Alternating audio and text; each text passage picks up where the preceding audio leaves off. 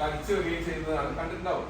PCOD പിള്ളേരെ കാണുമ്പോൾ തന്നെ അറിയാം അവരത് ഈ ഭാഗം വീർത്ത് തടിച്ചു വരുന്നത്. കാരണം ഇവരൊന്നും സമയത്ത് കഴിക്കില്ല, കഴിക്കുന്നത് ഇങ്ങനത്തെ ഫുഡായിരിക്കും. അപ്പൊ ഇങ്ങനെ ഈ കൊഴുപ്പ് അടിയുമ്പോൾ ഈ ഈസ്ട്രജന്റെ അളവ് കുറയുന്ന രീതിയിലാണ് അതിന്റെ പ്രവർത്തനങ്ങൾ ഫൈനലി വരിക. ഫാറ്റി ലിവർ വരും, ഫാറ്റി ലിവർ ചേഞ്ചസ് വരുമ്പോൾ ഈസ്ട്രജൻ കുറയും, ആൻഡ്രോജൻ കൂടുതൽ അവർക്ക് ചെറിയ ഹെയർ ഒക്കെ കുറച്ച് വീശ, ഇവിടെയൊക്കെ കുറച്ച് ആളുകളൊക്കെ ഹെയർ ഒക്കെ വരാൻ തോന്നും. ഇതൊക്കെയാണ് പോളിസിസ്റ്റിക് ഓവറിയുടെ പ്രത്യേകത. പോളിസിസ്റ്റിക് ഓവറി മാത്രമല്ല, ചില ആൾക്കാർക്ക് വൈകി വരുന്ന വേറെയും കാരണങ്ങളുണ്ട്. പോളിസിസ്റ്റിക് ഓവറി എല്ലാവർക്കും വൈകി വരാം. വേറെ സെക്യാക്സിന്റെ ഹോർമോൺ തകരാറുകളാവാം, തൈറോയ്ഡ് രോഗമുള്ളവർക്ക് വൈകി വരാൻ സാധ്യതയുണ്ട്.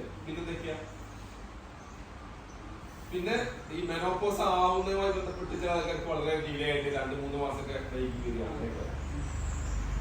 ഇതൊക്കെ വരുമ്പോൾ നമ്മുടെ ഒരു ആരോഗ്യ പ്രശ്നമാണ് തിരിച്ചറിഞ്ഞ് കൃത്യമായിട്ട് ആയുർവേദത്തിൽ തന്നെ വന്ന് കഴിച്ചാൽ മാറാവുന്ന പ്രശ്നങ്ങളേ ഉള്ളൂ, വലിയ വിഷയമല്ല. പക്ഷെ അതിനെ അവഗണിക്കരുത് എന്ന് മാത്രമേ പറയാനുള്ളൂ.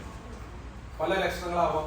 എന്തുകൊണ്ട് വൈകുന്നു നമുക്ക് അറിയാൻ പറ്റില്ല. അത് ഡോക്ടറെ പോയി നോക്കി പരിശോധിച്ചാൽ മാത്രമേ എന്തുകൊണ്ട് വൈകുന്നു നമുക്ക് അറിയാൻ പറ്റുള്ളൂ. അതുപോലെ